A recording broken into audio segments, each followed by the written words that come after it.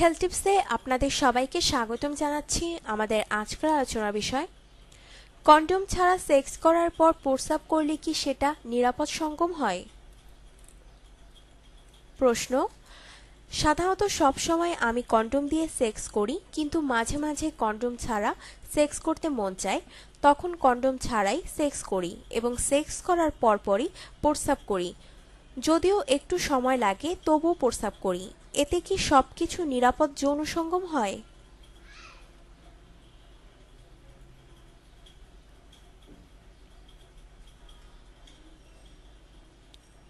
উত্তর, যৌন সঙ্গমের পর প্রস্রাব করা ভালো অভ্যাস, কারণ তাতে মূত্রনালী এবং মূত্রথলির সংক্রমণ হবার সম্ভাবনা একটু কমে যায়।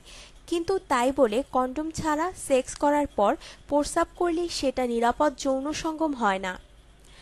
যৌন রোগের সংক্রমণ হবার সম্ভাবনা থেকেই যায়। এছাড়াও রয়েছে আপনার সঙ্গিনীর প্রেগনেন্ট হয়ে যাবার সম্ভাবনা।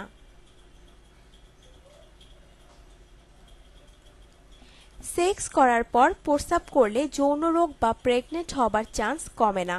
তবে যদি আপনার কোনো যৌন রোগ না থাকে এবং আপনি কেবল আপনার বিশ্বস্ত সঙ্গিনীর সাথেই সেক্স করেন, তাতে অবশ্য যৌন রোগের সম্ভাবনা নেই বললেই চলে। এক্ষেত্রে কন্ডোম ছাড়া সেক্স করার সময় শুধু গর্ভধারণের কথা মাথায় রাখলেই হবে। সেজন্য কন্ডোম ছাড়া সেক্স করলেও গর্ভধারণ রোধ করার জন্য অপর কোনো পদ্ধতি ব্যবহার করুন।